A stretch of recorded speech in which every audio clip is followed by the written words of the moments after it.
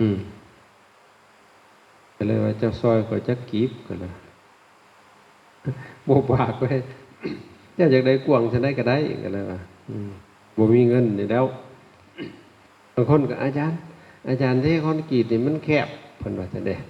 มันบ่วิดโลดดีกันห่วยเจ้าอยากได้กวางเจ้าก็มาซอยก็ติบ่ได้ซอยก็จะกีบนี่สิมาตีของข่อยมีดจริงๆแล้วที่กวาง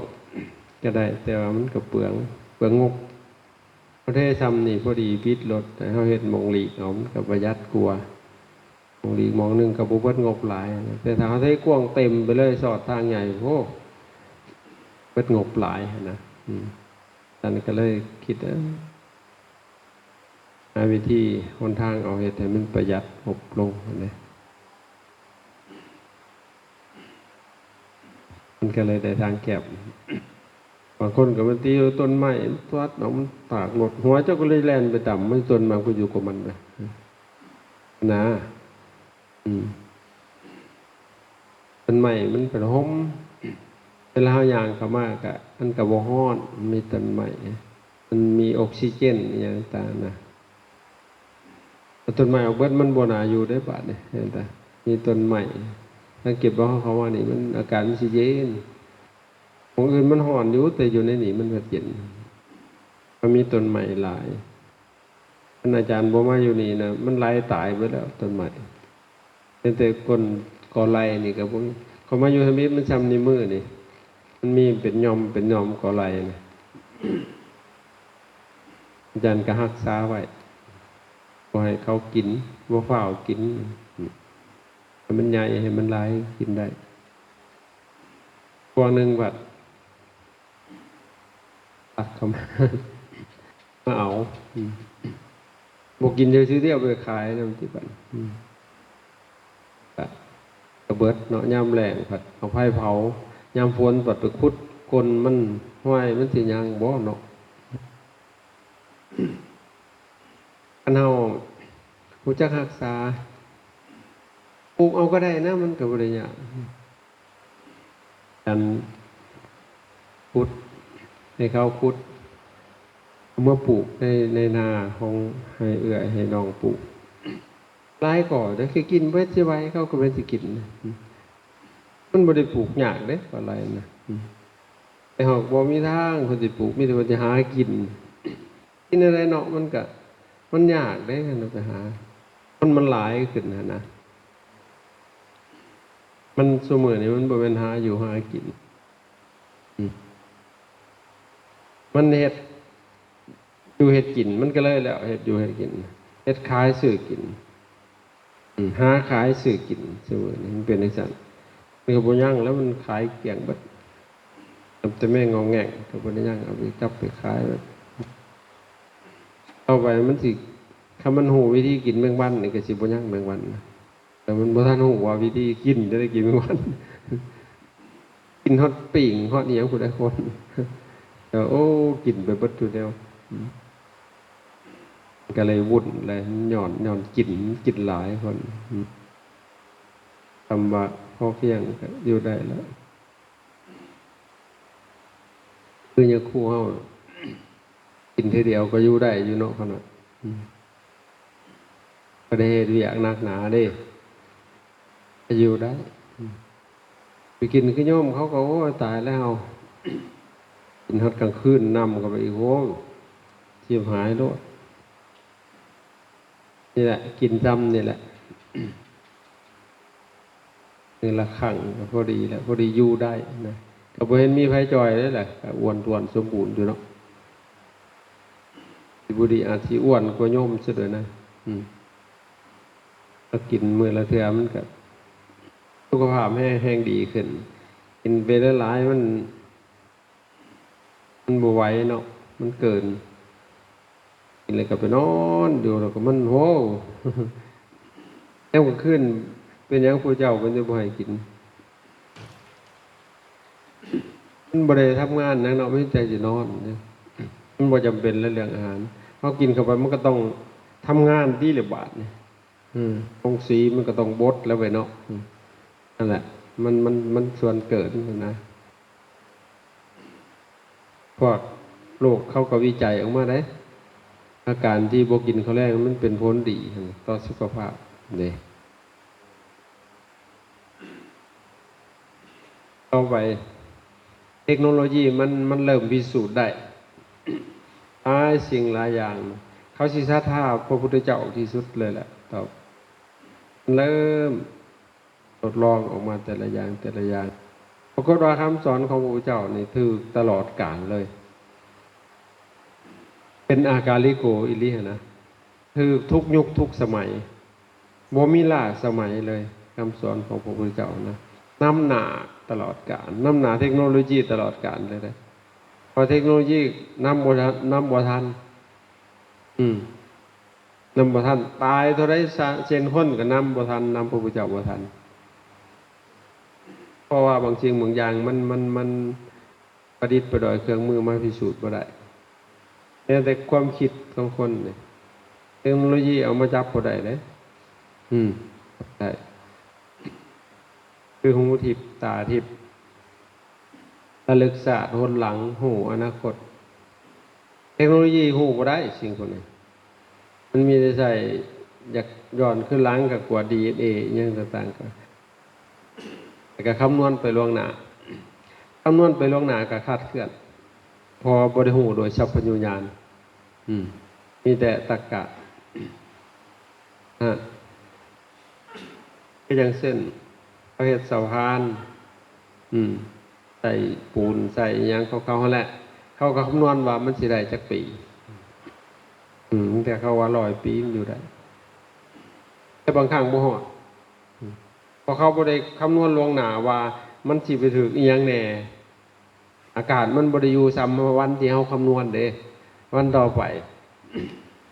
มันก็เปลี่ยนแปลงอากาศมันก็ร้อนหรือว่ามันเย็นหรือมันสิมีความชื้นหรือมันมีอีหยังมากัดก่อนมันก็ต้องแตกดับไปก่อนวันที่เขาคำนวณวิจัยไว้แต่พระพุทธเจ้าบ่มีคำว่าพลาดเป็นพยากรณ์นั้นไว้บ่มีคำว่าพลาดฮอดวันน่ะก็ต้องเป็นดังเพิ่นบอกไว้ทุกประการบ่มีคำว่าคาดเคลื่อนนะนี่คือฮู้แจ้งเปิดสัพพัญญุญาณของเพิ่นชัดเจนเลยแต่ว่าโลกของเฮามันบ่ฮู้แจ้งปานนั้นเดี๋ยวนี้ก็ทางโลกตะวันตกเขาก็หันมานับถือพุทธศาสนาแต่ก็น้อมนำเอาไปปฏิบัติด้วยมันได้ผลนะ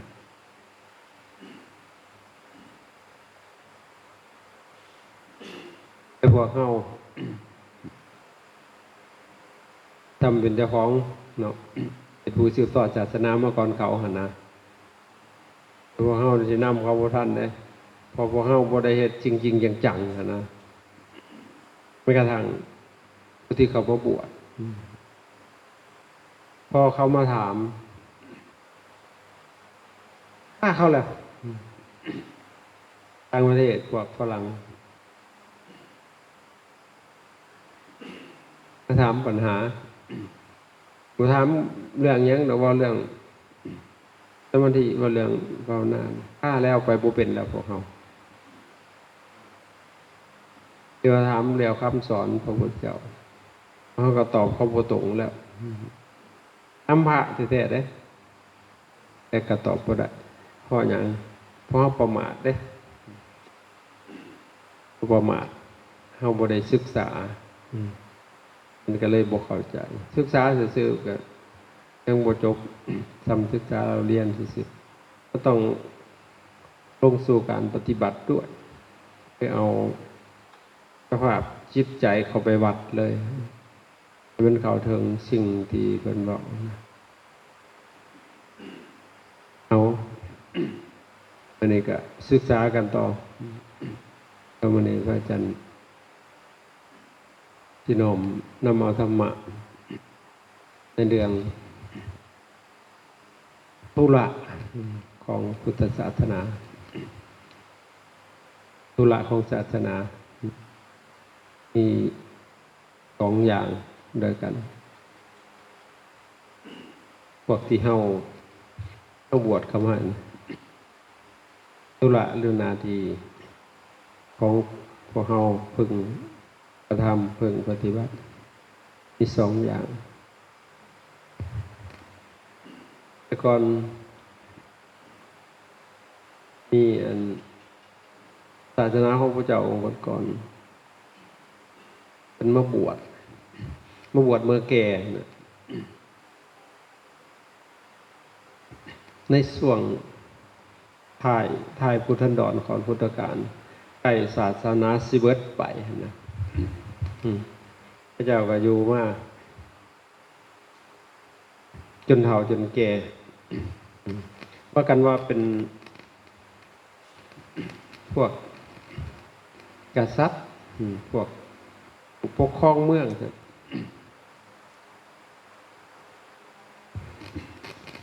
พออยู่มาแล้วก็เริ่มเซ็งๆกับชีวิตนะเอียงก็เป็นเอียงก็มีมาเบิดนั่นเขาเหล่านั้นแบบศรัทธาในพระพุทธศาสนาด้วยก็เลยมาส่วนกันสองเสี่ยวส่วนกันออกไปบวชเขาอยู่กับตู้ถ่าตายได้ไงมันจะมอบราชสมบัติยังให้ลูกให้เต้าสืบต่อซะเข้าออกไปบวชไปบำเพ็ญเพียรซะไอ้ลูกก็เลยมอบสมบัติให้ลูกสืบต่อของเสี่ยวกับพระกันออกมาบวชพอมาบวชแล้วจะถามอุปชฌาย์อาจารย์ว่าธุระในศาสนามีจักอย่างอุปชฌาย์อาจารย์ก็ได้บอกว่ามีสองอย่างเท่านั้นได้ขนาดพวกเขามาบวชเนี่ยลักเลยแหละมีแค่สองอย่างเท่านั้นธุระของเขาสองอย่างมีอย่างหนึ่ง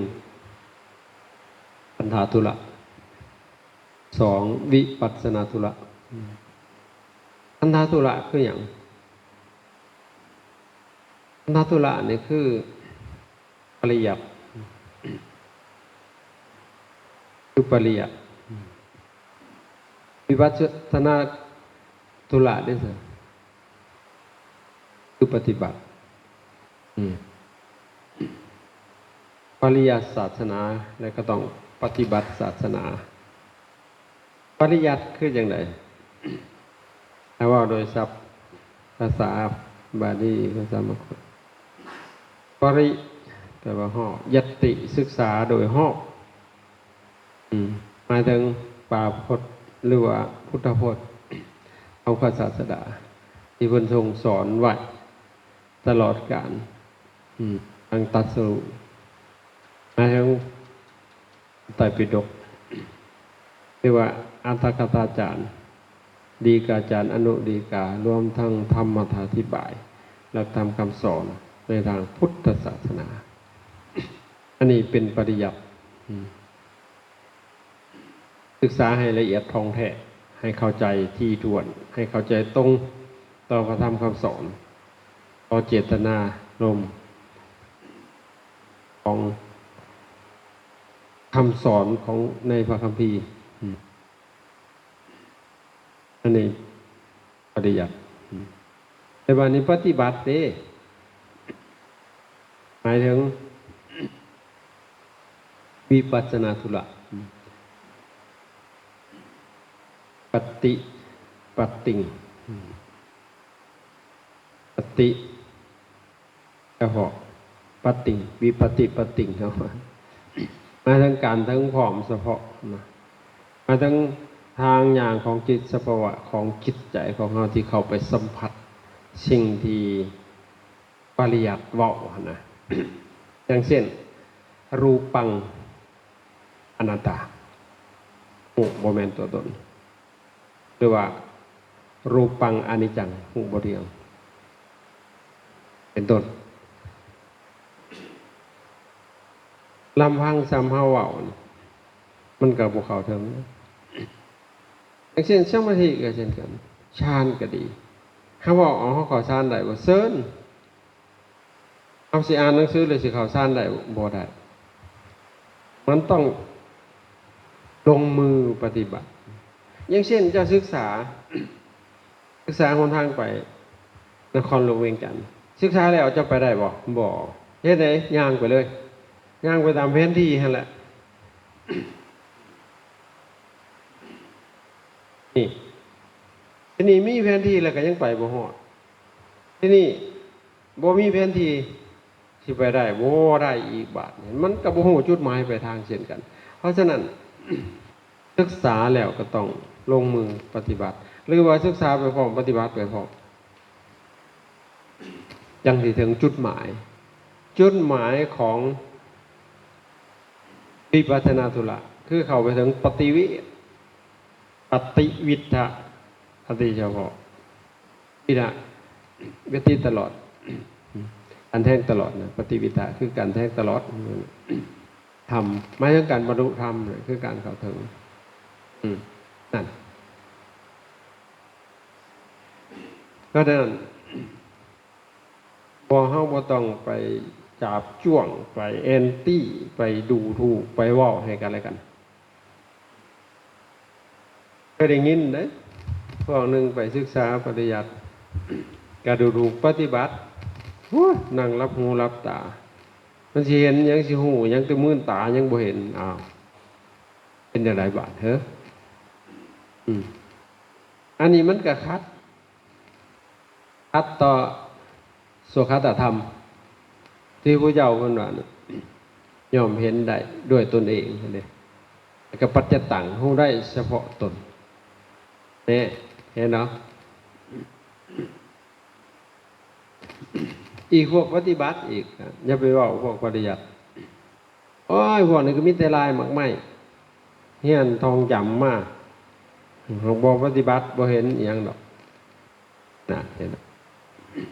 แต่ลายมันสิโยนกันไปกันมาสิมันก็เลยอุปตุภะสวดทั้งสองเลยบ่ได้จักทางปริยัติกับกรรมกาปฏิบัติกับกรรมโกยบาดบ่ได้จักแนวเลยบาดบางหู้บางองค์บวชมา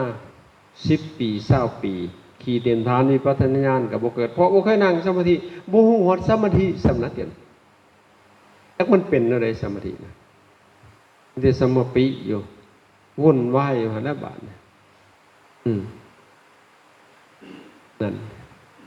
เพราะฉะนั้นคือกันกับเฮาลงเรือลำเดียวกันโปกพายหันยังเอาตีนล่าหน้ามานะมันบ่เกิดประโยชน์เลยมันสิจมตายน้ำกันที่นี่ปริยัตินี่ก็มีหลายอย่างเนาะอันที่หนึ่งเพิ่นเอิ้นว่าอรคัตถุปริยัติศึกษาปริยัติเหมือนกันกับหางูผิดเป็นอะไรจับหางูผิดมันเป็นอะไรมันสิครบหัวเหรอไปศึกษาเพื่อสิยกตนข่มท่านแล้วก็ไปดูถูกคนอื่นไหลมาน้อยหนึ่งแล้วไปจับจ้วงกันทุกวันนี้เห็นกระคักโลกโซเชียลโยมกับพ่อแล้วเลยจักหูจำได้แหละก็ไปจับจ้วงไปดูถูกกันนะปาไปผู้เจ้าบริสนจังสั้นเอาเขาได้ยินมาจากหูเขาอยู่บ่ปัดผู้อื่นว่าปัดพิษเบิดบาทปัดตัวเองว่าปัดถือได้เอาหนาพระไตรปิฎกมาอ่านกันนี้มันหนานั่นเห็นนั่นแต่คนอื่นมาว่าอธิบายพิษนี่พระเจ้าบริวารจังสั้น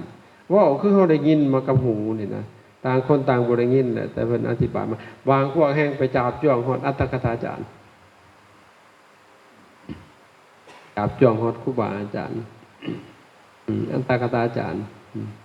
อันนี้มันบ่แม่นคำของตถาคตปฏิบัติสิได้บัดอันนี้มันอัตถกถาปฏิบัติ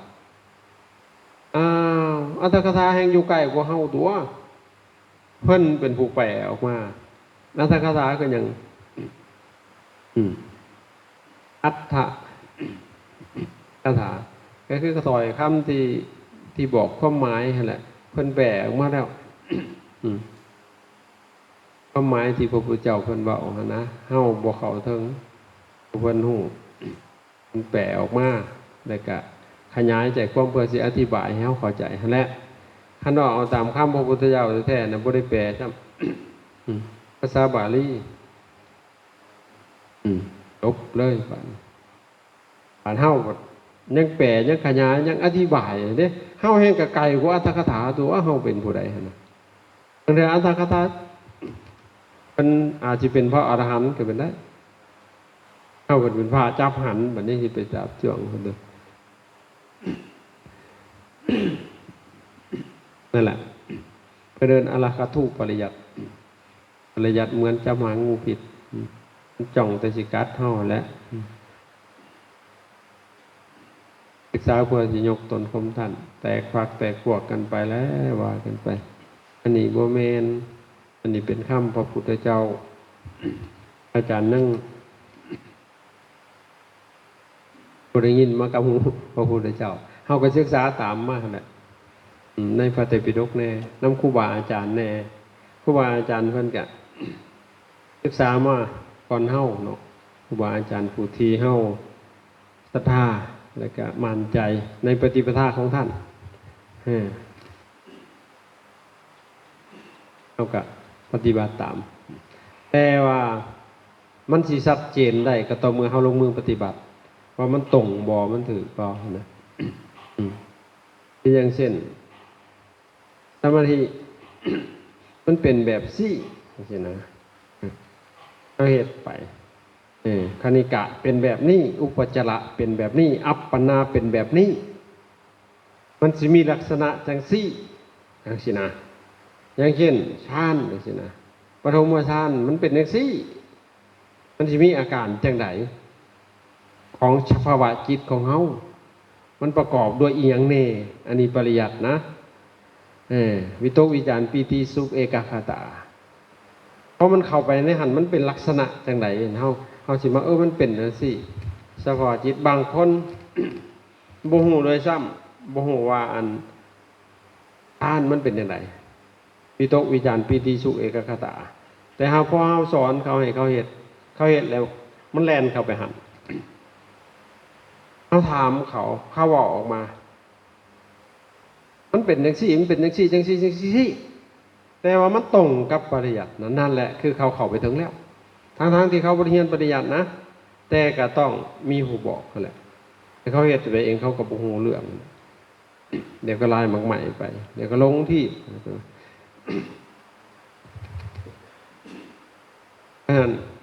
ปริยัติอันที่1เพิ่นน่ะอรหัตถุปริยัติเหมือนจับหางงูผิด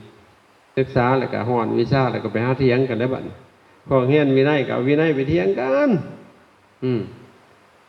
ผิดได้นี่น่ะย่างแก้แค้นแบบนี้ก็ผิดนี่เฮ็ดจังซี่ก็ผิดนั่นน่ะเอาติ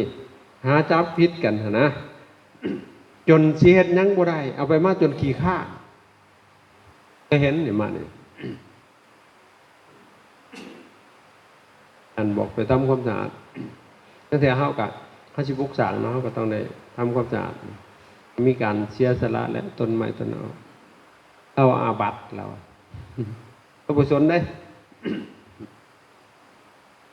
บางครั้งพระว่าจะบิณฑบาตไปเห็นยอดกฐินมันงามเนาะอยู่หันฝายมากฐินปิดอาบัติเราแล้วก็ทวงหมู่มันมาว่ากินน้ำหมู่เฉยได้อันเพิ่นผู้อาบัติเท่าก็ได้มาช่วงหลังๆบ่กินเนื้อบาดกินผักกินหญ้าเลยบาดเราแบบว่าจักเราไปได้ไม่ใช่แล้วเราบ่อันนี้เรากินเจเพิ่นเรากินเจนะเป็นไปบัดยังก็เขียนก่อนในเขียนบ่ทันได้เขียนนั่นว่าอาจารย์ว่าอันนี้เอ้าถือว่าเป็นวิชาศาสตร์เด้ออาจารย์ก็บอกเป็นกาแฟยังต่างปลาไว้แต่ก่อนนะเราก็บ่เอาได้จะน้อยมาเขียนแล้วให้เยอะมาเขียนนะ ถ่ายว่ามีผู้เขียนฮุบไปกินเองเนี่ยเห็นบ่เฮาบอกว่าเป็นลิซาสะตอนนี้นะแต่สันโดดเด้อกาแฟอย่างวางไว้แต่ก่อนเฮ็ดเวียกแน่นะการเป็นอาบัติมาแล้วไปถือผ้าไปหาฟันเล่นต้นใหม่แทนจะตายย้อนเอาอีกไปเผาน้องเนี่ยมีขี้เหงื่อหลายตายเบิดอย่างนั้นเอาแล้วเพิ่นผู้อาบัติใหญ่คือเป็นจังซี่ว่าสุดท้ายเท่าคู่มือนี่บ่เห็นหน้าแล้วอีกคือสิบ่ถือกับกิเลสเราคือว่าเราบรรลุแล้วก็บ่จักแล้วนั่นมันเป็นจังซั่นคือไปเฮียนมาบางบ่อนนะมาจับผิดมาจับผิดหมู่คณะแล้วจังซี่เห็นหมู่ฉันนมอาบัติได้เหรอเอาแหละจับผิดหมู่เลยนะบาดพอเรากินเราก็กินเราไปได้หมักคำปอมหมักสมหม้อมาแล้วก็แตงแจวดึกเอาเต็มอิ่มบ่อาบัติบ่เพิ่นอนุญาตแต่ว่าหมักคำปอมสมหม้ออนุญาตก็ยังผิดเป็นอย่างแหละมันผิดวัตถุประสงค์ในการกินนะครับหมักคำปอมหมักสมหม้อเพิ่นบ่ห้ามเรากินได้ย่ามใดก็ได้แต่ย่ามได้แหละย่ามเวลาเฮาบ่สบายเฮาบ่ทายหั่นเด้กินเป็นยาอย่างเช่นเฮาบ่ทายเฮาเอามาหย่ำกินเนาะกินบ่เกินมักสมอมักสมอนพวกเจ้ากินบ่เกิน2หมากกินล่าๆนี่นะแม่นแต่ว่าขี้แตกเนาะแต่เพิ่นบ่กินล่าๆได้เพิ่นไปหารสดอกรสดีหามันแต่งกินจนเต็มถ้วยพุ่นน่ะยาพิบาสิบ่สิไปกินจนเต็มโอเต็มขันพวกเจ็บไข้สิกินนะยาพวกเจ้าอยู่ซื่อพวกเจ้าสิกินบ่ยาดีเจ็บท้องฮะบ่แม่นดอกมันต้องมีอาการที่ป่วยไข้เขาจึงกินยานะนี่แหละเพิ่นให้กินเป็นยาแต่เฮากินเด้เป็นยาคือการยาใส่เป็นพุ่งเขียวพุ่นแล้วยาใส่เห็นได้จ้ะอยากกินจังได๋ก็กินหั่นนะมันก็ผิดได้หั่นน่ะแม้แต่สิ่งที่เพิ่นอนุญาตให้ฉันเฮาฉันก็ยังผิดเพราะมันบ่ถูกเด้บ่ถูกกับวัตถุประสงค์เข้าใจบางพวกก็มาจับผิดหอดจับเงินไปแล้วก็มาจับเงินจนอาบัติอาบัติมันบ่กินพระมันบ่กินไผดอกว่าคอยสิจับให้มันกินคอยผู้เดียวอย่าให้มันกินทุกเจ้าคอยสิทำเพื่อทุกเจ้าซะให้ทุกเจ้าบรรลุแล้วสุดท้ายก็ป่วงลายมักใหม่เลยเด้อจ้ะคอยผู้จับเงินคอยก็ยังปกติของคอยอยู่เด้ที่ใจก็บ่ได้เศร้ามองอย่างนี้หรอกมันกันเป็นสิ่งสมมุติซื่อดอกเจี้ยหั่นน่ะไปแต่มาสมมุติกันว่าอันนี้น่ะเป็นธนวัฒน์เป็นเงินมีค่าเท่านั้นเท่านี้คนเฮานี่ให้ค่ามันก็ได้คันบ่ให้ค่ามันก็บ่มีค่าหยังดอกด้วยกันครับโบราณเพิ่นบอกอันเวทนินจินดามีค่ามากแต่ถ้าหากไก่เห็นไก่ก็เสยคนจะดำพบธรรมะกะละเลยยอมมันเสยบ่สนใจเช่นเดียวกันอันชั้นศาสตร์แมลงวันมักของเน่าพระมรเจ้าก็พอใจดอกไม้หอมส่วนคนชั่วสอบทำชั่วบาปก็ยอมคนดีย่อมทำแต่ดีทวีคุณ พวกเจ้าเพชรมาวานเล่นให้ไก่มันอ่อนซ้อนเจ้าหน้าชุกเจ้าหยาดกันจนขี้ตายว่ามันขี่ใช่ครับมันโมโหสมมุติตัวนี้เข้าใจป่ะแค่เอาเข่าให้เอาอุจจาระให้มันตอกกันว่าสันไอ้ไก่หยุบเลยตัวนี้เสียบมีโปรตีนมันว่าดึกกันยาวๆเลยแต่เอาเพชรให้กินที่บ้ามันจะไปกินจะได้มาเฮากับบ้าเติบจะได้เนาะมันไปที่สมมุตินั่นได้แหละแม่นแต่ว่าลากสมมุติออกมามันเป็นเรื่องกันบัดเลยบัดนี้จริงๆแล้วเฮาสิทำประโยชน์มันนั่นแหละอาจารย์มองจังซี่แต่วัตถุประสงค์ของพระพุทธเจ้าเพิ่นกันไว้หั่นแหละแต่ครูแต่ก่อนหั่นมันอยู่ป่าเขาอยู่ป่ากันหั่นนะโจรอีหยังสิมาปุ่นมาจี้มันโอ้บ่ได้แล้วธนาคารสิเก็บไว้ก็บ่มีหั่นนะเพิ่นมองเห็นภัยแล้วในบ้านนี้ถ้าผู้ใดค้นขวยสะสมกิเลสก็สิเพิ่มขึ้นเขาจะบอกพอมีเงินแล้วมันก็สิเปลี่ยนใจเพิ่นเอิ้นว่ามันเงินน่ะมันเอิ้นว่าปัจจัย ปัจจัยคืออย่างปัจจัยคือเครื่องสนับสนุนกิเลสก็ได้ สนับสนุนทำก็ได้แล้วเอาไปทำประโยชน์นะครับนั่นเห็นไหมเอามองจังสี่นะมองให้มันเข้าใจให้มันชัดเจนมันสบายป่ะมันสบายเอาไปทำประโยชน์มันแต่ว่าอย่าไปติดอยู่หันอย่าไปมกมุ่นอยู่ในหันเข้าใจป่ะนั่นอันนี้ไปแข่งจนแบกวินัยแล้วจนมากจะเป็นบ้าตายซะเลยมันแข่งโหดมันแข่งจนข้างนะพระพุทธเจ้าบ่ให้จับปัญหาวิธีเอาอีกบาทนะ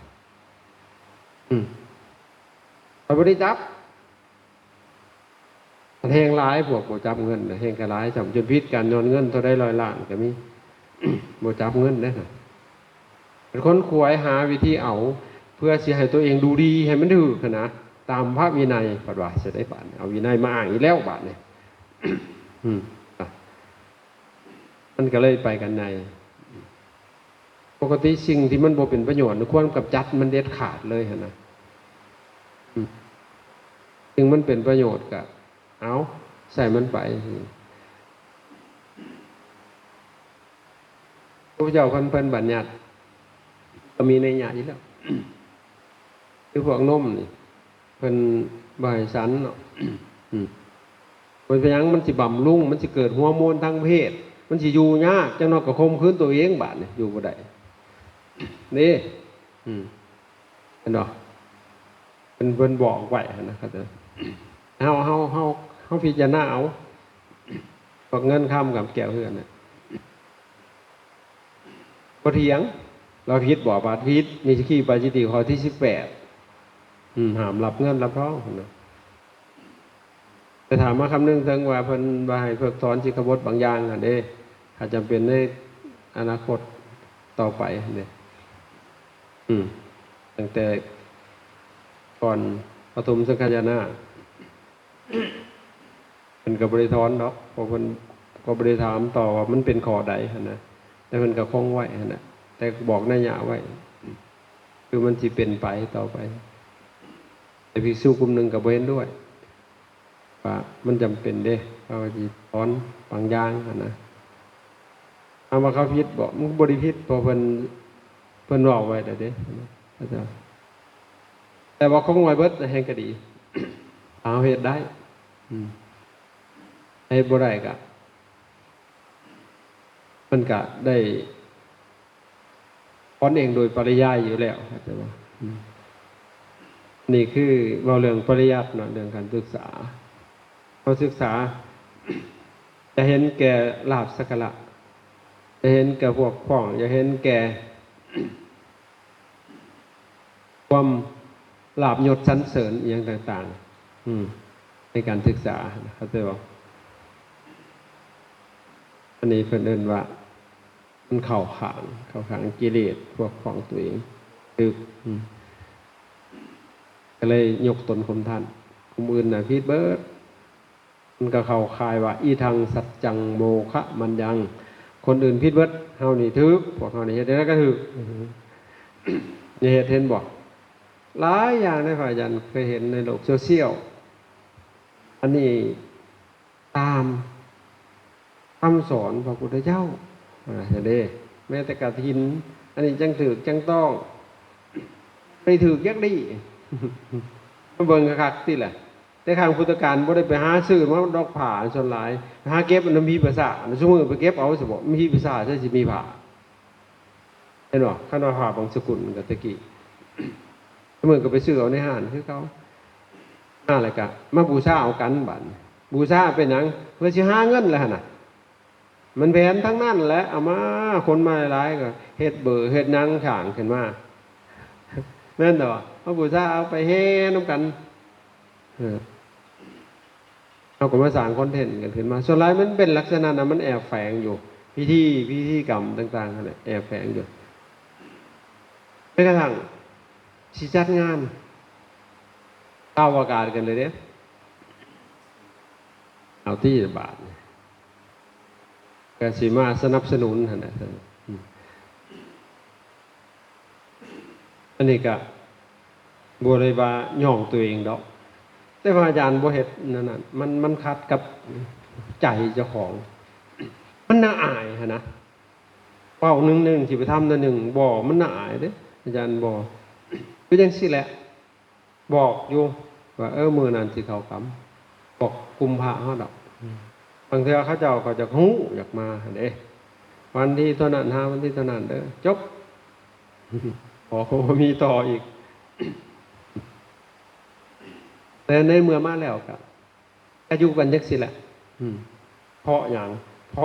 ราะว่าพอเฮ็ดได้พระอาจารย์ก็เลยเฮ็ดเป็นการอนุเคราะห์เกื้อกูลพวกเฮาให้พวกเฮาได้ประพฤติปฏิบัติได้ชำระอันนี้เพราะว่าการที่เฮาต้องอบัติทั้งกติเสียเฮาบ่ได้ชำระนี่มันเป็นเรื่องใหญ่เด้ขนาดเกิดเฮาตายไปในบัดนี้มันสิอันตรายได้บัดนี้ต่อคติเฮานะ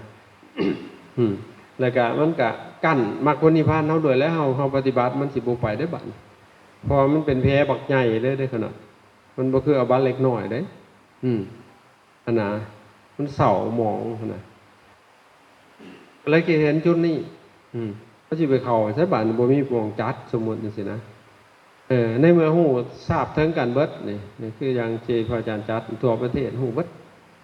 เอ้าเขาเจ้าก็สิมาเองเขาเจ้าอาจารย์ก็บอกได้เท่านั้นแหละฮอดมื้อก็มาปฏิบัติส่วนอาหารวันข้าวก็พอเป็นไปอย่างสิละพออาจารย์พอให้ได้แล้วสิเฮ็ดตั้งจิตตลอดชีวิตอาจารย์ที่เฮ็ดได้ แต่ถ้าวันหนึ่งเหตุปัจจัยมันบ่พร้อมเนาะหนึ่ง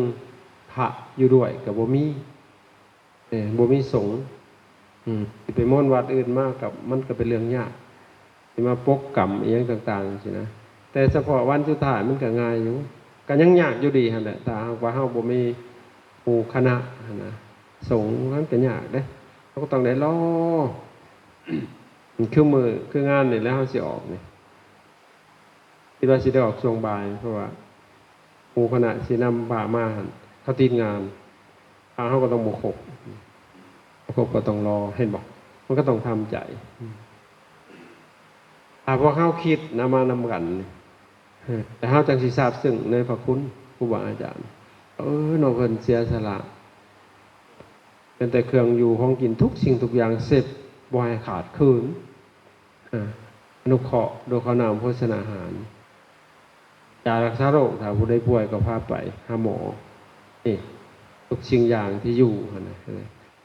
มันบ่เป็นง่ายเด้สิมาเสียสละทุ่มเทจังซี่นะ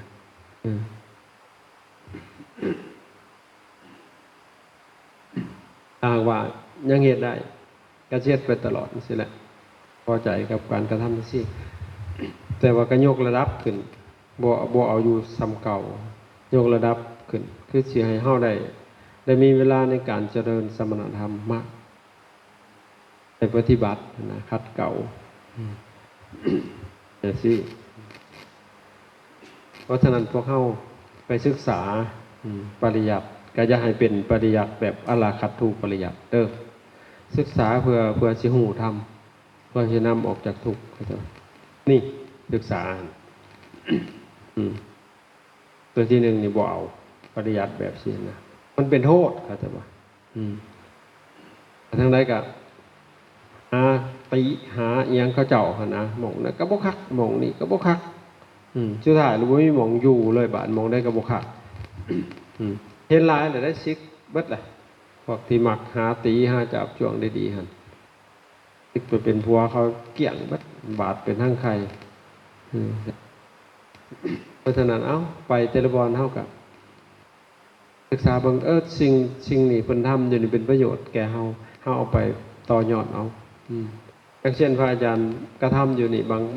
บางท่านอาจสิบ่ถือกับจริตของท่านก็เป็นได้ก็บ่เป็นหยังก็บ่เอา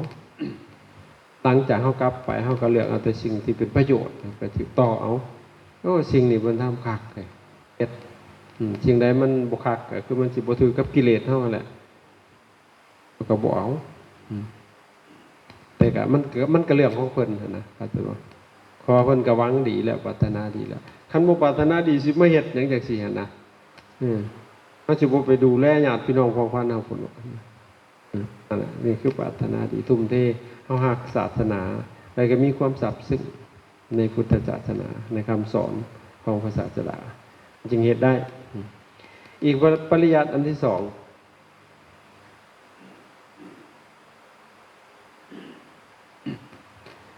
ปริยัติที่สองเป็นเน้นว่าศึกษาเพื่อสิให้ฮู้แจ้งแนวทางปฏิบัติให้ฮู้ชัดเจนเพื่อสินำออกมาปฏิบัติเพื่อนิสรณัตถปริยัติพิจารณาศึกษาในข้อปฏิบัติให้มันฮู้ให้มันเข้าใจที่ชัดเจนโดยเฉพาะคือเรื่องหลักของพระไตรลักษณ์อนิจจังทุกขังอนัตตาให้ฮู้เข้าไปถึงรูปนามขันธ์ห้าว่ามันบ่เที่ยงนะมันเป็นโทษเกิดขึ้นตั้งอยู่ดับไปบ่เที่ยงมันบ่แม่นบุคคลตัวตนเขานะศึกษาให้เข้าไปในหลักการจังซี่นะเพื่อสิให้จิตใจของเฮามันสิเริ่มเข้าใจสภาวะของธรรมนะพอมันบ่เที่ยงขึ้นได้ใดมันบ่มีตัวตนขึ้นได้ใดนะเข้าใจเรื่องมากเรื่องผลว่ามันมีจริงๆนะมันปฏิบัติได้ให้ผลได้จริงๆและบ่จำกัดการเวลาด้วยจังซี่นี่เพิ่นนิสรณัตถปริยัติได้เป็นศึกษายิ่งศึกษาไปยิ่งดูดดื่มเลยพอเฮาเริ่มเข้าใจเฮาจิตของเฮาแห่งเกิดปีติประโมทแห่งอยากทำอันนี้ศึกษาเพื่อสินำเอาไปปฏิบัติเพื่อสิเป็นหนทางออกจากทุกข์มันต้องศึกษาจังซี่นะให้เข้าใจถ้าบ่เข้าใจใต้ถามผู้เพิ่นฮู้อย่างเช่นเฮาเจริญมหาสติปัฏฐานเฮาสิเฮ็ดแนวใดอย่างเช่นหมวดที่1เนาะกายานุปัสสนาพิจารณากายในกายมันต้องเฮ็ดจังไดนะเฮ็ดแบบใดปฏิบัติแบบใดพอเพิ่นเว้าจังซี่แล้วมันก็ต้องมีคำอธิบายผู้เพิ่นเข้าใจผู้เพิ่นแตกฉานครูบาอาจารย์คือว่าเพิ่นปฏิบัติมาแล้วนะมันได้รับผลมาแล้วเพิ่นสิอธิบายให้เฮามันสิใกล้เคียงเฉพาะที่ว่ามันเกิดที่ว่ามันเป็นมันสิใกล้เคียงอันบ่มีปริยัติบ่มีแนวมาเปรียบเทียบในสอนเฮาไปบ่ได้นี่แต่ว่ามันสิเข้าถึงก็ต่อเมื่อเฮานำมาปฏิบัติเฮาสิทราบสัตว์สิ่งนั้นนะปริยัติอย่างเพียงแต่เปรียบเทียบใกล้เคียงที่สุดอธิบายนะแต่ก็ยังบ่แม่นตัวนั้นอยู่เพราะเฉพาะตัวนั้นน่ะมันบ่มีคำมันเป็นเรื่องของความรู้สึกของจิตล้วนๆเลยมันเป็นอย่างนั้นจักสิว่าออกมาจังได๋จังซี่นะนี่แหละที่พระเจ้าเพิ่นใช้คำว่าปัจจตังปัจจตังอย่างเช่นถ้าปฏิบัติไปมันเกิดความกลัวขึ้นมาเนี่ยพระเจ้าผู้ใดฟังได้จังซี่นะบ่ได้ว้าวมันย่านไผก็เคยย่านอยู่มันก็ย่านแบบนึงอีกต่างหากนี่อย่างเช่นเฮาปฏิบัติมันทุกข์นะมันทุกข์จังได๋ทุกข์จังได๋จักห้องจังไห้ก็ดอกกระเดียนะโลกเฮาทุกข์ก็เคยเห็นเนาะทุกข์เพราะลูกตายเสียผัวตายจากพัดพรากจากของหักของแพงเสียใจทุกมันบ่แม่นทุกข์แนวนี้อันนี้มันบ่ได้มีหยังนะไผก็ยังเบิดนี่นะบ่มีไผตายไผจากบ่มีไผว่าให้อีกซิด้วยนะนั่งอยู่ดีๆมันทุกข์นะจะสิไปอธิบายกับไผล่ะบาดนี้เห็นบ่นี่เพิ่นบอกแต่ว่าทุกขังมันก็ขังอีหลีนะทุกขังอริยสัจจังอันนี้มันทุกในอริยสัจเห็นบ่เฮาศึกษาจังซี่แต่จังน้อมนำมาปฏิบัติพอมันเกิดขึ้นโลดเฮาพอเฮาได้ฮู้มาเลยเด้วิชาการนั่นมันมาจับปึ๊บโลด มันเป็นสั้นอันนี้เพิ่นเอิ้นว่านิสรณัตถปริยัติศึกษาจังซี่หน่อยเข้าใจและน้อมเข้ามาใส่ตนโอปนายโกน้อมเข้ามาใส่ตนยิ่งศึกษาตัวใดยิ่งเพิ่มศรัทธาเขาได้ขนาดบ่แม่นสิศึกษาเลยเพื่อเสียมาลายเพื่อเสียมาเว้าให้มันสวยๆสาบสวยเพื่อสิคมหมู่หั่นน่ะมันบ่เป็นประโยชน์ดอกให้เข้าใจให้ศึกษามาแบบสี่เพื่อจะให้เข้าใจเองเพื่อจะเฮาเฮ็ดคือเฮาอยากเฮาเฮ็ดบ่ถูกแล้วมันสิหลงทางมันเสียเวลาอันตรายดีบ่ดีอาจสิเป็นมิจฉาทิฏฐิด้วยนะให้เข้าใจมันตรงศึกษาต่อมาอีกอันสุดท้ายหันทาคาลิอริยะศึกษาแบบคุ้นคังเลยแต่พระอริยเจ้าท่านศึกษาเห็นบ่เราพระอรหันต์มันค้นขวายในคำสอนของพระสัมมาสัมพุทธเจ้ามาลอยลัดออกมาเป็นพระไตรปิฎกนะล้วนแล้วแต่ฝีมือของพระอรหันต์ทั้งนั้นเลยแหละกันหน่อยมันตรงเป๊ะเลยเอาพระอนุนจำมาพระอนุรุทธะพระนั่นจำมาเอามาลอยลัดเลย แต่ว่ากระพานการสังคายนาคือสวดพร้อมกัน500นะว่าคำเดียวเลยตรงกันเป๊ะเลยเดี๋ยวตั้งแปลว่าพร้อมกันได้นะสวดพร้อมกันบ่มีตัวหนังสือแล้วดังจากหันรุ่นหลังเพิ่นมาแปลครับเนาะเพราะมันไปอันสุลังกาน่ะมันบัดเป็นภาษาสิงหนบัดต้องแปลกราฟใหม่มันเป็นบาลีอีกเพิ่นรู้พระทุ่มเทสำใดขน่อยท่ามกลางศึกสงครามทั้งเล่าคัมภีร์พร้อมทั้งหนีตายพอเข้าสิได้หนีตายอีจังได๋แต่สินอนตายอยู่สบายมากๆเลยนะเบิ่งแม่ฝีมือเฮามีหยังในหาบวชเท่านั้นหนังสือไว้พาเล่มนึงได้อยู่บ่บางวงบ่มีย่อยน่ะนั่นแหละเฮาประมาทนี่ฮะนี่เฮากินฟรีอยู่ฟรีนี่หัวโลนๆนี่แท้เฮานี่นะไปนุ่งส่งครับแม่บาทนี่จะสิได้อยู่สินี่ล่ะเฮาประมาทเฮาบวชมาเฮาได้หยังในให้ศาสนาเฮาอาศัยศาสนาแต่ให้ศาสนาอาศัยเฮาแหน่เข้าใจบ่นี่แหละเพราะนั้นเฮาอย่าเห็นแก่ตัวเด้อเขาหน่อยเด้อโอ้ยเฮาอยู่มาฮอดวันเฮาอาศัยศาสนาบางคนก็อาศัยศาสนาเฮียนมาแล้วก็ชึกไปได้ความรู้ต่อไปนี่อาศัยศาสนาที่นี่เฮาอยู่ทุกวันคืออาศัยศาสนาอยู่ให้คิดอยู่ตลอดคิดเห็นคุณเขาต้องมีแนวให้ศาสนาให้ศาสนาได้อาศัยเฮาบ่มีอิริบานบ่ได้ศึกษาหยังนั่งภาวนานี่อบรมใจเจ้าของนี่คนอื่นเห็นก็โอ้เนาะภิกษุซุ่มนี่น่าเลื่อมใสเนาะอยู่สงบเสงี่ยมตื่นดึกๆนี่ศาสนาได้อาศัยแล้วคนมาเห็นก็ตื่นตันใจนะเข้าใจบ่อันนี้มาเห็นก็โอ้นอนพุงเกียวยอนอยู่อยู่พระซุ่มมื้อนี่บ่ได้เรื่องหรือเปล่าเฮ็ดแต่ในฝันเสียงชัวเสียงจักมันร้องยังคุยกันซับไปเฮล่ะโอ้เจ็ดเลยนี่แหละเพราะฉะนั้นให้คิดอยู่เนืองๆว่าโอ้เนาะเฮาเป็นหนี้ได้นี่บวชเข้ามายังเป็นหนี้เลยหั่นนะเพราะนั้นให้ศาสนาได้อาศัยเฮาผู้ใดมีอีหยังทุ่มเทออกมาเลยงัดออกมาเลยขนาดเนี่ยมันเป็นประโยชน์นะมาเกื้อกูลพุทธศาสนาซอยกันหั่นน่ะ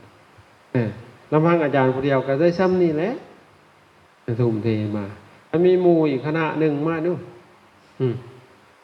สมมุติว่าเอ้าอาจารย์อยู่นี่ในทีมงานซ้ำนี้ลูกศิษย์ลูกหาแต่พอขั้นอีกกลุ่มนึงมาอีกมาโฮมเข้ากันมันสิหลายปานใดเขาน้อยก็สิไปโฮมให้นะบ่ยากโอ้มีพระภิกษุรูปจัดปฏิบัติพระอาจารย์เขาน้อยอาจารย์บ่ฮอท่อใดบ่ได้ให้มารับสิไปเกื้อกูลเลยนั่นเนี่ยแต่ว่าเฮาบ่คิดใหญ่ปานนั้นเด้อบัดเห็นบ่ฮะเพราะหยังศรัทธาน่ะมันรีบมันจอบสิดับอยู่หั่นน่ะเพราะหยังเพราะปริยัติก็บ่มีบัดปฏิบัติก็บ่ไปบัดมันเลยบ่เข้าไปถึงจิตเลยครับเจ้านั่นแหละศึกษาหลังจากเพิ่นพ้นแล้วเนาะปัญญาคาลิเพิ่นนึงคิดต่อได้ว่าเนาะส่งรุ่นเฮาสิส่งให้ไปต่อไปอาจารย์ยังคิดไว้ได้ว่า เฮาก็สิเฮ็ดไว้ดีที่สุดวางระบบไว้เบิดนี่หลังจากค่อยตายก็สิบ่มีผู้มาจับจ้วงดอกถ้าพระเฮาจับหลักที่ว่าอาจารย์พาเฮ็ดอยู่นี้นะเฮ็ดต่อไปเฮาก็ต้องมีบารมีหลายเติบเขาก็สิบ่ตายไว้เลยที่บอกนั่นพาเฮ็ดจังซี่นะวางระบบไว้ให้แล้วก็มีสำนักเกื้อกูลกันด้วยต่อออกไปสิพยายามอบรมพร่ำสอนอยู่ตลอดพวกเจ้าจะเห็นแก่โตให้เกื้อกูลซึ่งกันและกันอยู่ตลอดนะขั้นสั้นแล้วเบิดคอยนี่ก็เสร็จแล้วเนี่ยท่านเบิดเช่นอาจารย์อยู่ยากได้นี่ถ้าหาบ่มีบารมีบ่สร้างต่อไว้ให้มันเข้มแข็งนะอยู่ยากเลยสิเอาเงินแต่มาซื้ออาหารแต่ละมื้อบัดแม่นแต่ว่าไปบิณฑบาตคือพวกเราเห็นนั่นแหละหลายๆยังบ่พอสันแม่นแต่ว่าได้อยู่เขาฮะอาหารเฮาบ่มีได้บัดสิไปกินกับหยังล่ะกินนี่ดอกบ่มันบ่ไหวดอกเนาะนั่นอันนี้ปริยัติแบบคุ้นคังเพื่อให้ส่งต่อให้คนรุ่นหลังนะครับแต่ว่าอันนี้หลังจากปริยัติแล้วสมบูรณ์แล้วต้องลงมือสู่การปฏิบัติเลยบาดนะจังซี่แหละปฏิบัตินี่คือการเจริญสมถะวิปัสสนากรรมฐานผู้ใดเด่นทั้งสมถะก็ให้มันเกิดสมาธิให้มันแจ้งประจักษ์แจ้งเข้าไปสู่ฌานจิตใจมันนิ่งแล้วนะบ่อันพองใสแล้วปริสุทธโธพองใสแจ่มใสคิดยังมันก็ทะลุทะลวงในบาดนี่สมาธิโตจิตมันตั้งมั่นบ่บอกแวกวันไวบ่ว่าสิโดนยังมันกระทบมันบ่สะเทือนเลยอันนี้เขาซิวน้อยเดียวนึงสักแงกๆล่ะอุ้ยมันจังได๋นะปริสุทธโธสมาหิโตกรรมานิโยตั้งมั่นควรแก่การงานสิเฮ็ดหยังล่ะบัดเฮ็ดหยังมันก็วางไว้กับจิตนี่แหละมันสะดวกสบายไปเบิดมองอีหยังมันก็ทะลุนั่นแหละนี่ได้จากผลของการเจริญสมาธิทั้งนั้นเลยนี่นะจิตก็บ่มีโรคอโลคายะบ่มีโรคบ่งอกแงกงอกแงกงอกง่องเอียงจะมาปีเลยโรคเอียงแล้วงอกเพราะว่าเครียดมีเด้โรคของจิตน่ะโรคอิสาก็มีริษยาก็มีบาดเนี่ยโกรธโลภโกรธหลงสารพัดเลยย้อนนะฮะจิตมันบ่ปริสุทธโธเห็นบ่มันบ่สมาหิโตมันบ่ตั้งมั่นอีหยังมากก็ไปแล้วลมพัดมาซื่อๆไปแล้วลมมันหอบอันยังมาแล้วเอาเสียงมาเข้าหูเอากินมาใส่หูดังมันหอบไปหอบมากวุ่นเลยบาดไปน้ำมันเลยแล่นจั่นเลยบาดมันกินหัวบาดนั่นแหละมันบ่ปริสุทธโธบ่สมาหิโตบ่กัมมนิโยมันก็เลยเกิดโรคมันเกิดโลคยะมันเกิดโรคนี่มันอโรคยะมันบ่มีโรคอนาวัสสะบ่มีโทษอยู่กับไผก็ได้สบายเลยมันเรื่องของเขาไปสิเป็นยังไงอนาวัสสะบ่มีโทษทุกขาวิปากมันสุขอยู่ไสมันก็สุขมันบ่ดุเด้สบายโกศลธรรมภูตะเป็นอยู่ด้วยสติปัญญาดำเนินชีวิตไปด้วยสติปัญญามันบ่ทุกข์เนี่ยในเมื่อมันจิตมันตั้งมั่นแล้วบัดเอาความตั้งมั่นของสมาธิอะไรสิมาเบิ่งนะมาเบิ่งหยังแหละมาเบิ่งให้มันเห็นแจ้งเพิ่นเอิ้นว่าวิปัสสนาวิแปลว่าแจ้งอัสสนะแปลว่าเห็นแจ้งเห็นแจ้งหนังรูปนามขันธ์ห้าเอาละบาดเกี่ยวมานี้บาดนี่อายตนะ12โยงกันมากับขันธ์ห้าขันธ์คือหยังขันธ์กับหมวดหมู่กลุ่มกองเอามารวมกันเข้าเพิ่นเอิ้นว่าขันธ์ทะหมวดหยังแหน่หมวดรูปนี่นางโคมกอยู่นี่หมวดรูปมันประกอบด้วยธาตุ4อย่างพุ่นน่ะมันแยกออกปีนออกเบิดตับไตไส้พุงออกมาเบิ่งหมวดรูปอันนี้นะหมวดเวทนาหมวดนามน่ะมี4คือกันหมวดนามก็มีเวทนาสัญญาสังขารวิญญาณหมวดรูปมันก็มี4คือกัน แต่ว่าโดยพิสดารมันก็มีเดือน6ที่เขาเอิ้นว่ารูปขันธ์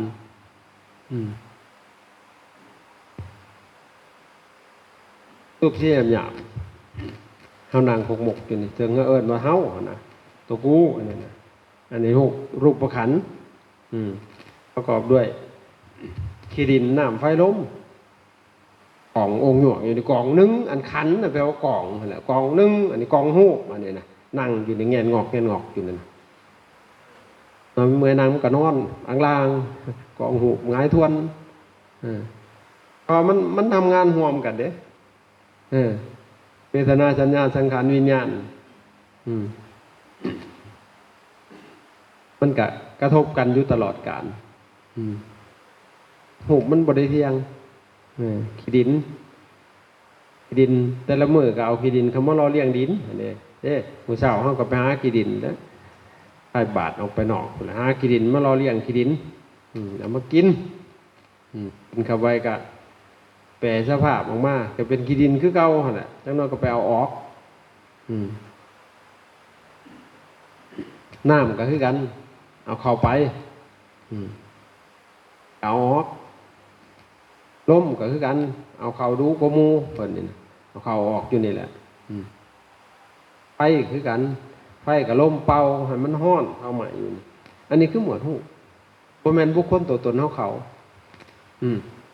ฮู้อันนั้นรูปขันธ์เข้าใจบ่เห็นอย่างมายงๆมาฮู้ตัวหั่นน่ะครับสิแต่เฮาประเทศฮู้เป็นคนบาดเป็นสัตว์นะสัตว์บุคคลนะแต่พระเจ้ามันว่าบ่แม่นสัตว์บุคคลตัวตนเฮาเขาให้แน่เพื่อนว่ากายนั่นแหละกายกายจักกายก็คืออันหมู่เราหลายๆอย่างมารวมกันเก่าเป็นกายนั่นแหละให้เห็นกายเป็นกายบ่ไปเห็นกายเป็นเฮาเป็นเขาเป็นของเขาของเฮาอย่างนี้นะรูปขันธ์ในเวทนาขันธ์เวทะมันก็ได้รับความเสวยเนาะจากส่งต่อมาจากหูนี่แหละพอในหูนี่มันก็มีประสาทอย่างต่างๆก็จะหับหูทิ้งต่างๆนะโดยจิตแต่มันก็ผ่านกระบวนการซุ่มนี้คือกันเพิ่นเอิ้นเหตุปัจจัยเหตุโยงต่อกันเด้อย่างเช่น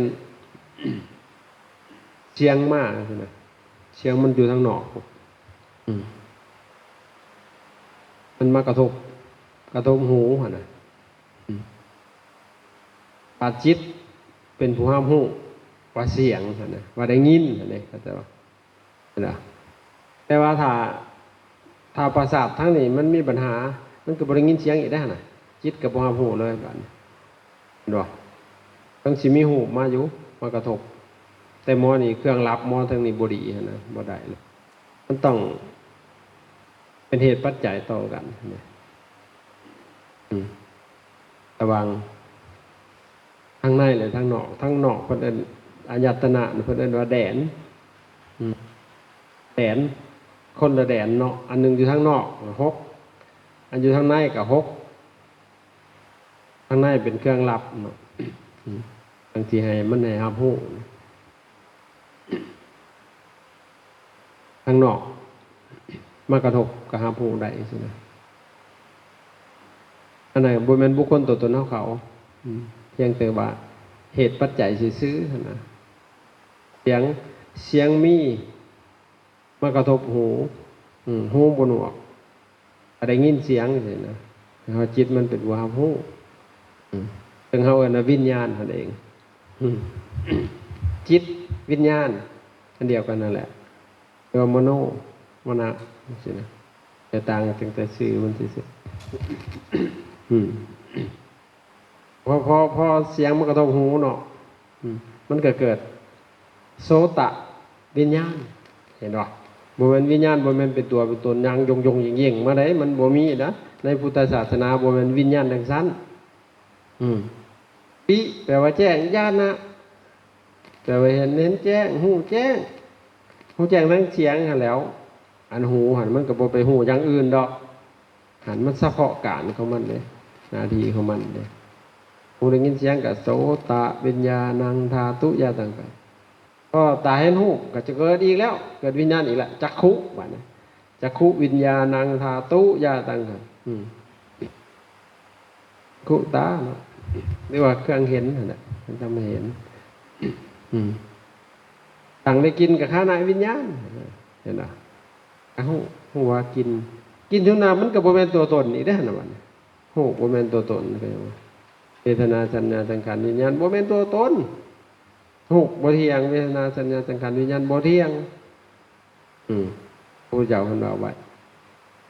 สรุปแล้วทั้งเบิด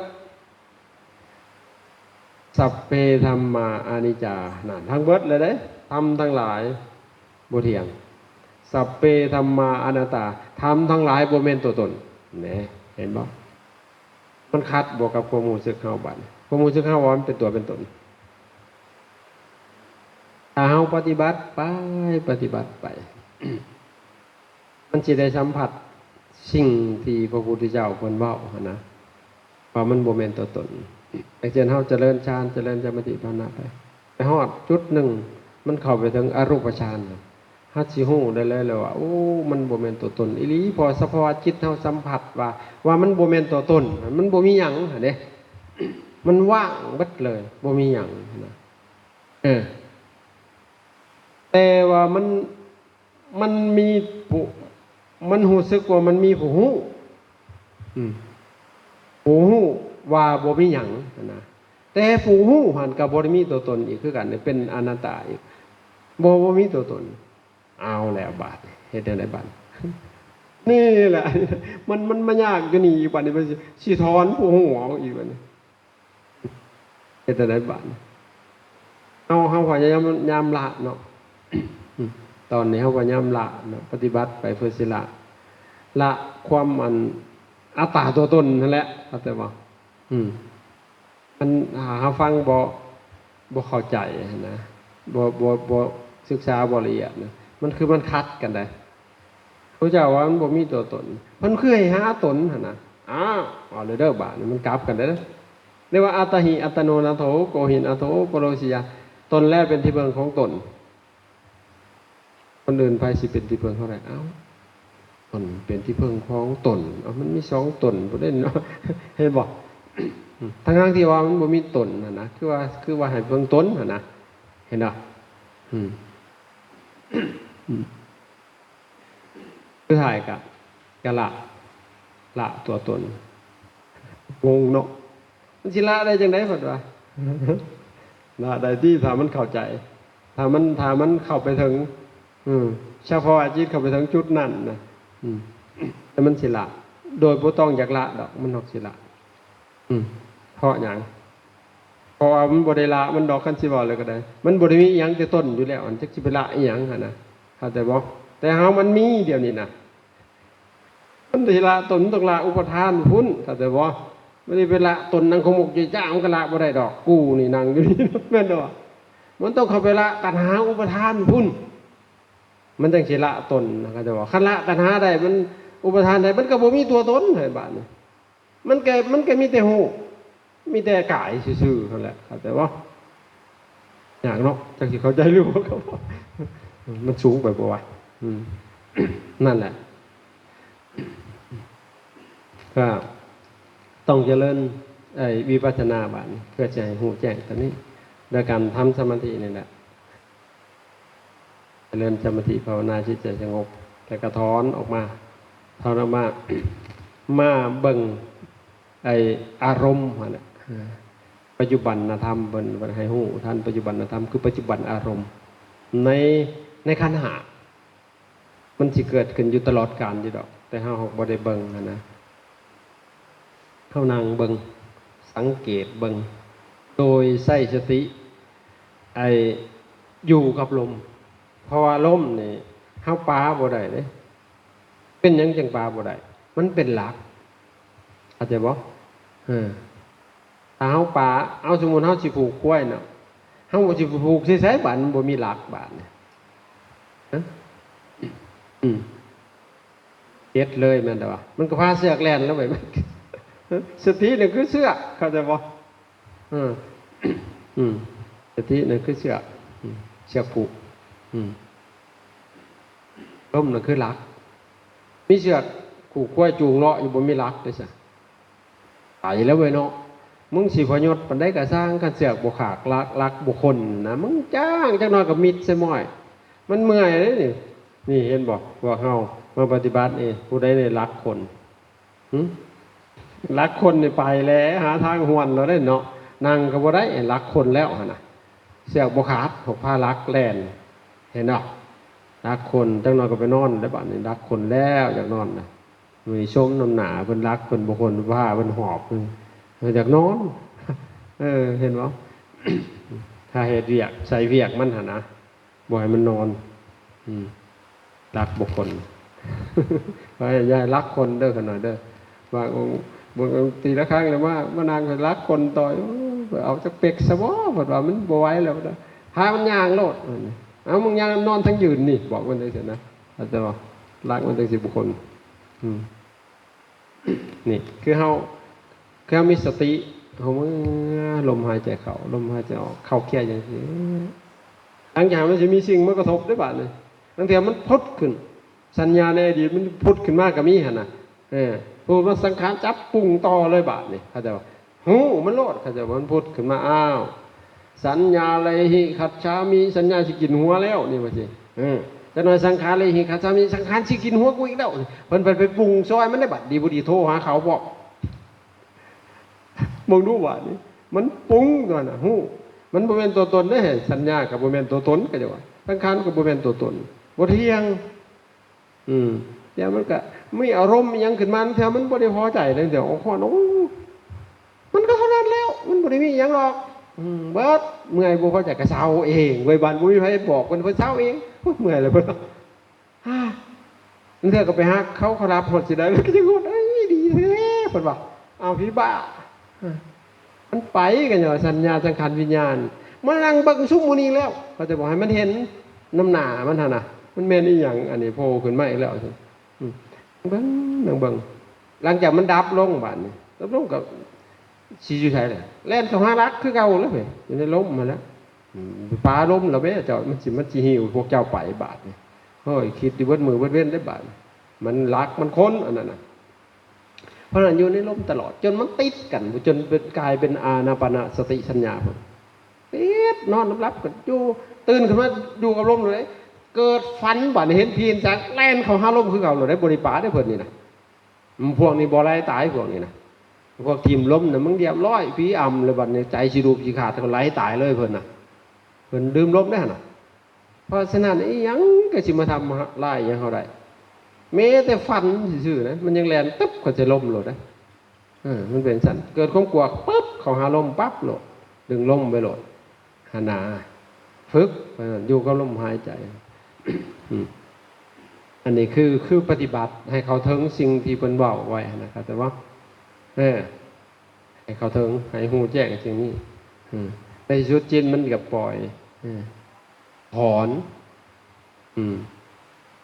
นความยึดมั่นถือมั่นในโลกออกเสียได้นั่นแหละเพิ่นเกินว่าปฏิวิคือการฮู้แจ้งแทงตลอดนะครับการตัดสินรู้ธรรมนั่นแหละเป็นปฏิเวทปฏิวิทะมีเท่านี้ธุระในศาสนาบวชเข้ามานะจบเพราะนั้นเราอยู่จบพรหมจรรย์เบิดกิเลสและเบิดจบพรหมจรรย์เขาจะบอกของเฮาได้ใกล้แล้วบอกหน้าเนี่ยว่ามันบายหัวเฮาอยู่ครับเพราะนั้นเอาตั้งใจเด้อขน่อยครูบาอาจารย์กระทุ่มเทเต็มที่เลยเพื่อพวกเฮานะอย่าให้มันสูญเปล่ามาเลยครับเมื่อต่อยอดเอาอีกอยู่บนเฮ็ดต่อเฮ็ดดูกับมันสิ่งใดเฮาหัวบ่เป็นประโยชน์ละมันจะสิ่งก็สิละไปคนละนับจะสูบยาเคี้ยวหมากมันค่ายมันถิ่มของเราจะเอามันไปสังกะรีได้สังกะรีมาแต่ใส่บ่เปี้ยงบ่สูบยาอยู่ทิ่มซะของยาเจ้าน่ะเดี๋ยวจะไปสูบมันจะไปสูบไปดมไปอมไปเคี้ยวซะบ่เกิดประโยชน์หยังดอกเหม็นซับอันนี้พอหิวยาไปสิตายเขาเลยว้ายมันคือสิเก่งแต่ยาซื่อๆเนาะมันแม่กูด้วยว่าสิ อันนี้ว่าให้มันกดหัวหยิกอยู่ไม่ได้พระมันกลมหัวหยิกอยู่อย่าสู้ซื่อๆอุ้ยตายแหละต้องคือเนี่ยอุดมนี่เนาะใช่เนี่ยอุดมนั่งอยู่ใช่หวยเราก็เกือบตายแล้วเรามาคอยกระไดพิษกิเลสแล้วเนี่ยเราสูบยาให้เนาะอาจารย์พระว่านักแน่อยากหายเนี่ยแล้วทำบิดก็เลยตายเลยกูนะเมื่อเนี่ยกูชิบุมาจะเกลือผมเลยสาใจปัจจุบันมันอดได้เราก็ได้มันเมื่อหอดโอ้ยไงเนี่ยเราก็ได้ไล่คุกเอาได้ช่วยจะได้มาบวชกันมันมากเอามันดีสุดๆเลยอาจารย์ว่าคนเฮานี่ถามมันเร็วสุดๆมาบวชมันสิดีสุดๆได้ขนาดถ้ากลับได้นะมันสุดเบี่ยงมันเลยขนาดบัดดีเอามันดีซ้ำกับสัวกลัวสัวอีกเข้าใจป่ะนั่นนะเพราะอย่าง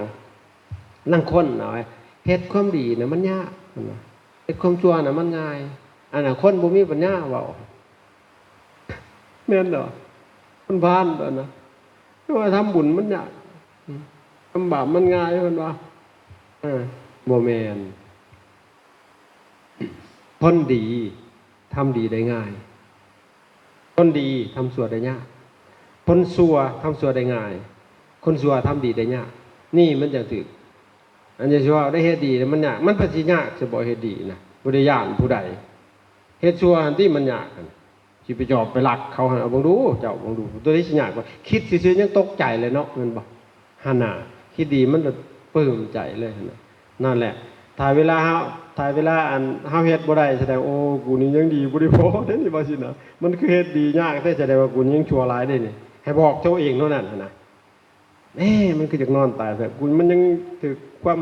อันนี้ลุมเล่าจิตใจกูจะได้ลุกพรวดขึ้นมาเลยนี่เข้าใจป่ะสู้กับมันนะมันกองเอาเหาะอยู่เลยนั่นเขาต้องมีสิ่งมาเทียบมันนะเข้าใจป่ะเพื่อที่เขาจะได้พัฒนาขึ้นจะเอาคอยไปเทียบกับเขาผมบ่เทียบเทียนเลยไปเทียบกับหมูกับหมาบ่เทียบกับสิ่งที่มันดีๆเป็นตัวบ่ได้ดีๆคือนี่คือการเขาเทียบใช่พระอริยเจ้าทั้งหลายเฮาสิเดินไปสู่จุดนั้นพุ่นคือธงไซของเฮาเขาจะบอกเฮาจะไปเทียบยังไว้แต่หมู่เนี่ยก็ยังบ่เฮ็ดของเรื่องของหมู่ตัวนั้นเขาจะบอกเฮาไปเทียบอันหมู่ที่ต่ำก็บ่ต้องไปเทียบสูงอย่างใดคือแข่งกีฬาเด้นักมวยเฮาสิไปเอาบ่นักมวยอันอ่อนๆแยบเดียวก็หงายทวนที่เอาทั้งท่านบ่มาเป็นครูสอบเฮาก็ถึงนอกตลอดเลยเนาะเนาะเฮาต้องเอาสิ่งที่สูงนะพัฒนาเอาทำนี่แหละพักปอนบันไฟรถไปมาออกตอกบอก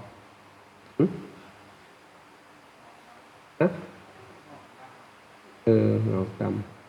เอาไหวพระน้ำดีแหละสาธุงานเวลาเอา